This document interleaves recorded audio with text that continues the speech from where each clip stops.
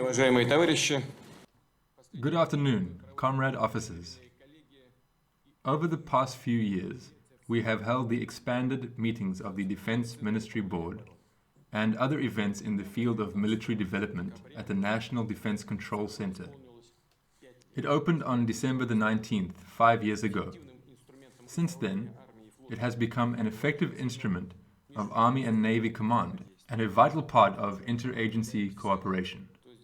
I would like to thank everyone serving or working at the center and those who created it, and to wish you every success in protecting Russia's military security. We have met for this expanded meeting to review the performance of the armed forces in 2019 and to discuss their principal objectives in the future. It should be said that many quality and system-wide changes took place in the armed forces in 2019. The share of modern weapons in the nuclear triad has reached 82%. The latest ballistic missiles with the Avant-Garde Hypersonic Glide Vehicle, HGV, are being delivered to the strategic missile forces. This weapon of the future can penetrate both the existing and any future missile defense systems. Important steps have been taken to improve control, communications, intelligence, and electronic warfare systems. The progress is mainly due to the introduction of the most recent technologies in the collection, transmission, and processing of information. If you remember last year, we talked about the need to reduce decision-making time at all levels of the armed forces. We have achieved a result. Thanks to the use of advanced technologies, integrated solutions, and new algorithms, it was possible to improve the performance and increase the capabilities of the Armed Forces Command and Control System. The previous models of weapons and equipment used in the aerospace forces, Navy, and in other branches and services are being systematically replaced by modern ones, including those based on digital technology and artificial intelligence. Robotic systems and unmanned aerial vehicles are being rigorously introduced and used in combat training, which dramatically boosts the capabilities of armed units and subunits. The troops regularly use the new equipment to practice performing tactically difficult, non-standard tasks during their exercises, maneuvers, and snap combat readiness inspections. The nuclear forces have confidently shown their increased capabilities at the GROM Thunder 2019 exercise. The Navy, as well as Long-Range Aviation, fully accomplished their tasks during the Ocean Shield drills.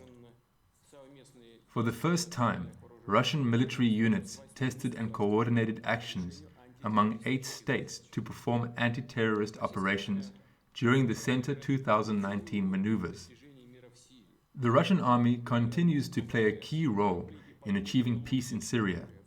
The Aerospace Forces Group, ships and submarines of the Navy, including those deployed at the Khmeimim Air Base and the naval base in Tartus, are guarantors of peace and stability in that country.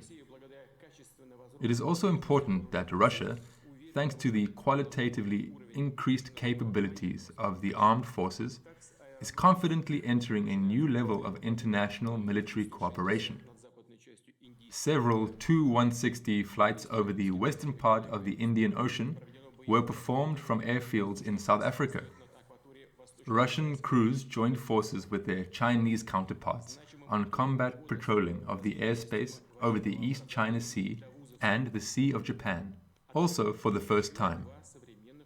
Efforts to develop military education and pre-university training were also among the notable outcomes of this year. 2 new state-of-the-art education institutions opened: the Kemerovo Presidential Cadet School and a branch of the Defense Ministry Girls' Boarding School in St. Petersburg. I can add that all military academy graduates in 2019, over 14,000 officers in total, received positions in the military confirming to their profession. This means that the overall military education system in its current form, satisfies the current and future needs of the armed forces, operates in a balanced and sound manner, training new generations of military professionals who will build the future of Russia's army and navy. Colleagues, a general review of the armed forces shows that it demonstrates high operational efficiency. All services and branches within the armed forces can deliver on their objectives, guaranteeing peace and security for Russia. This is a matter of principle and has critical importance in today's international environment and considering the related risks. Tension persists in the Middle East, in Afghanistan and on the Korean Peninsula. NATO is expanding its military infrastructure close to our borders. The arms control regime is disintegrating, which causes serious concern. This is not limited to the dismantling of the treaty on the elimination of intermediate range and shorter range missiles, the INF Treaty, by the United States under a pretext that is clearly far-fetched and absolutely groundless. Since November 2019, Washington has been creating uncertainty regarding its engagement under the Treaty on Open Skies. The prospects of extending the New START are equally vague. And all this is taking place while the United States is expanding the capability of its global missile defense system. We see this and we are aware of these developments. In this context, we must continue to strengthen and develop the Army and Navy, as well as to focus on the following key objectives in 2020. First of all, the share of modern weapons and equipment in the Army and Navy must reach at least 70% by the end of 2020. This goal has already been achieved in some arms and services, but others must continue working, for example, the ground forces. This goal, 70% of modern equipment, must be attained and subsequently maintained. As I mentioned, our goal is not a one-time rearmament, after which we can forget about the Army and Navy for decades. The Army and Navy must always have the best equipment and technology. Just now I visited an exhibition where some people reported proudly that some of our equipment and technology are up to world standards. But in fact, as I have told our defense representatives more than once, it must be even better. Our equipment must be better than the world's best if we want to come out as the winners. This is not a game of chess where we can sometimes accept a tie. It concerns the military organization of the nation. Our equipment must be better. We can do it, and we are doing it in the key spheres. But we must also do it in all spheres. Second, the drafting of the National Defense Plan for 2021 to 2025 will be completed next year.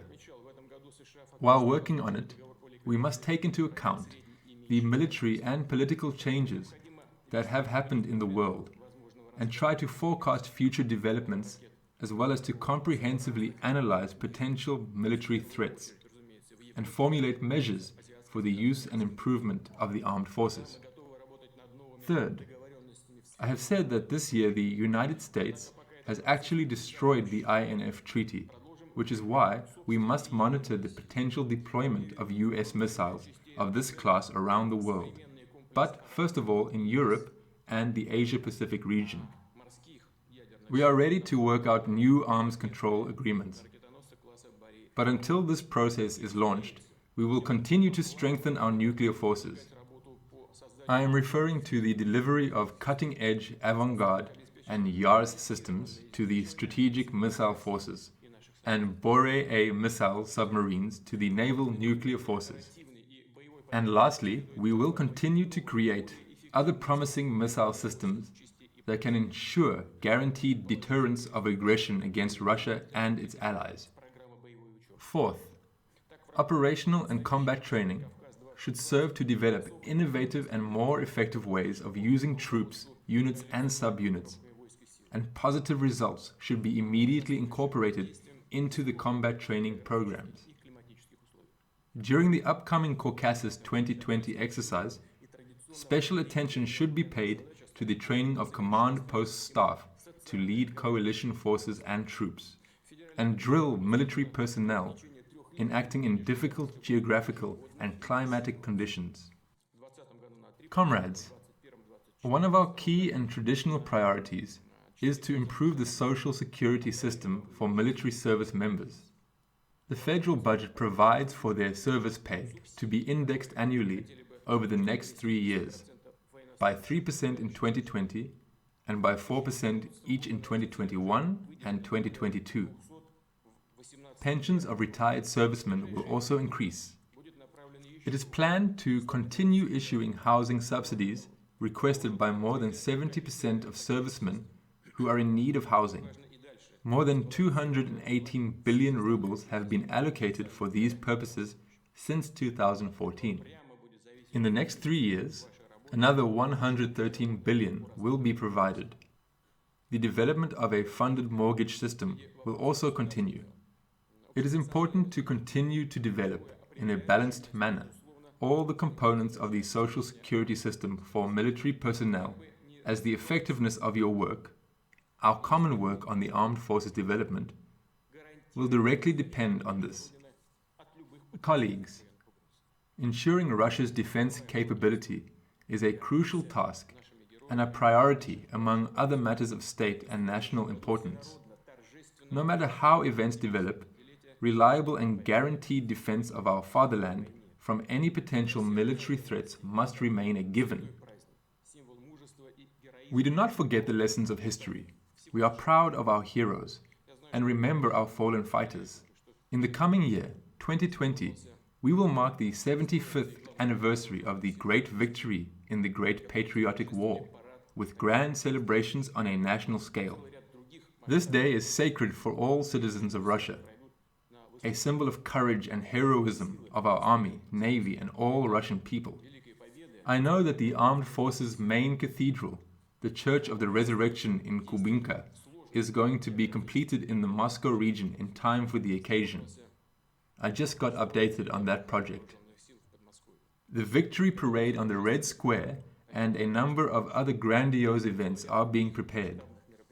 I'm sure that all of them will be held at a high level, and the armed forces will celebrate the 75th anniversary of the great victory by showing even higher performance results in ensuring the nation's defense capability and security.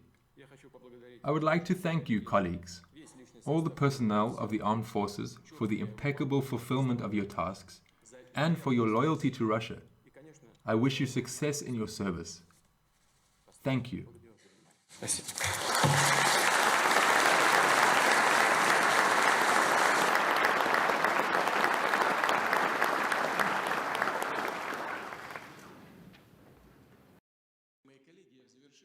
In conclusion, I would like to say a few words about issues not directly related to the topics we discussed today, but concerning them in one way or another.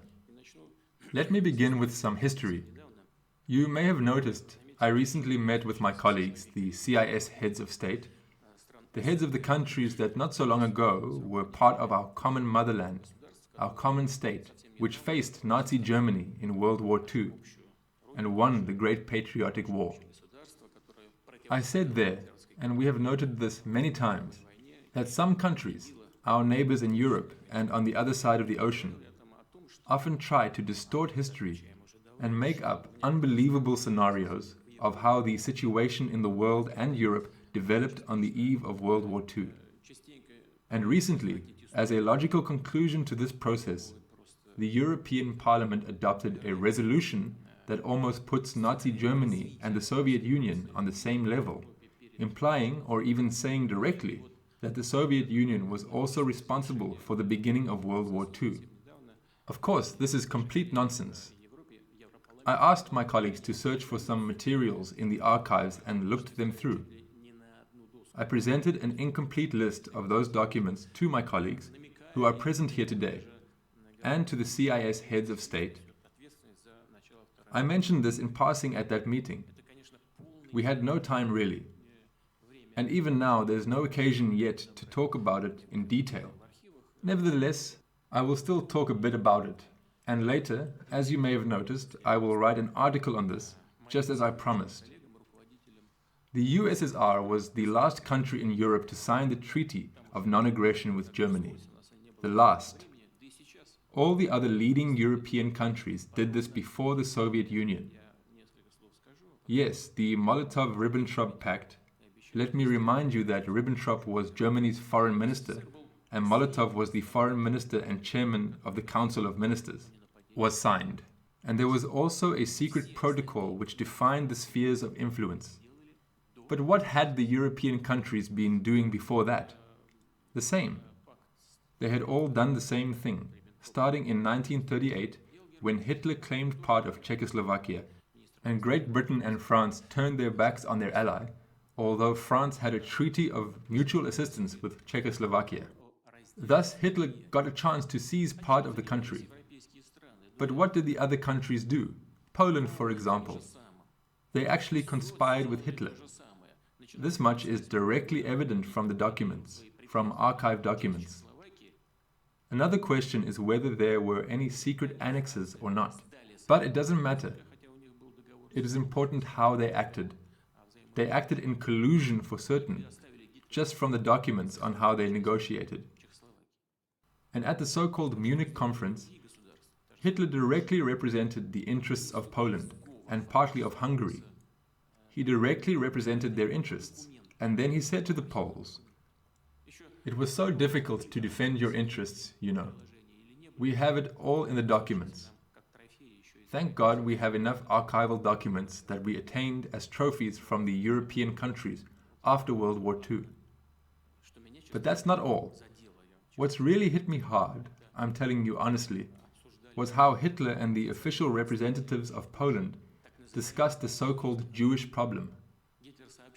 Hitler told the Minister of Foreign Affairs, and later bluntly said to the Polish ambassador to Germany, that he had a plan to send the Jewish population to Africa, to the colonies. Imagine, in 1938, to expel Jews from Europe to Africa, sending them to their extermination, to destruction. And here is what the Polish ambassador wrote to the Polish foreign minister. "Mr. Beck, when I heard this," he wrote, "I responded, to Hitler he means, that if this happens and this issue is resolved, we will build a beautiful monument to him, to Hitler, in Warsaw.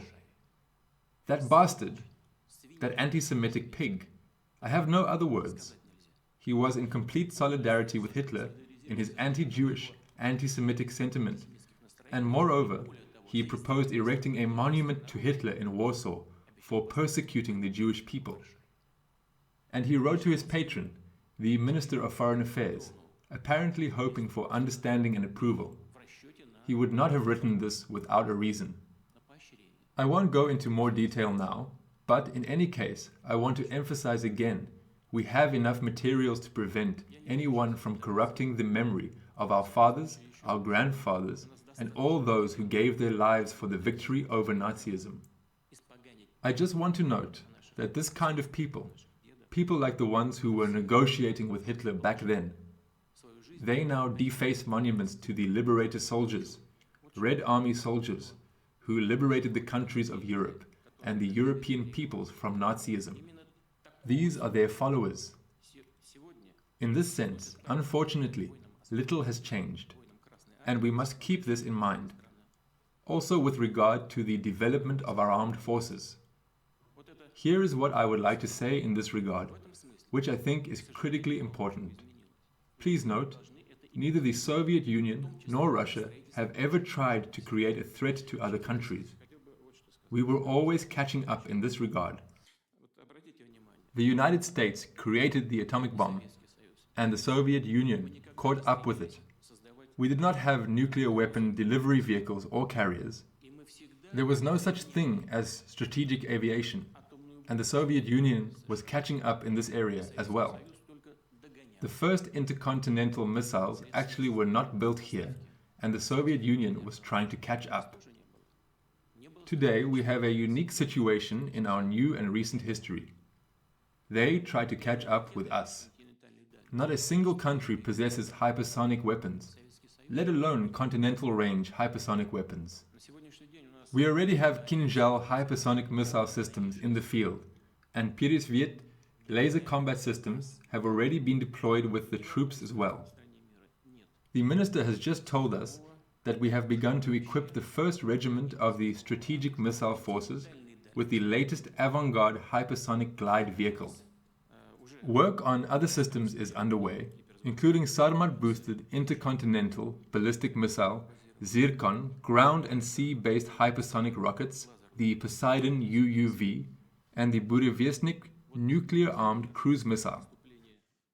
Other systems have been fielded as well, including the ones that were tested during various exercises and in combat conditions in Syria, such as Kalibr cruise missiles. There are also other technologies. They are not covered as much in the media, but they do exist, are sent to the army, and are operational. In this regard, I would like to say that even though we spend much less than other countries, we rank 7th at this point, the Minister said, and could even slide to 9th. This does not mean that we are ready to compromise our combat readiness. No. All we are doing according to a plan. At one of the board meetings, I deliberately said, and maybe someone in the audience remembers it, I would like to repeat what I said back then. I didn't say it accidentally. I said it because it represents our competitive advantage, and it is about our ability to maintain the defense capability we need. What exactly will help us move forward? I said then, literally the following: brains, intelligence, better organization of work, minimizing theft and negligence, and concentrating efforts on key areas will lead us to a high state of defense capability. Please build your work in this way in the new year. Happy New Year. I wish you every success. Thank you. Спасибо.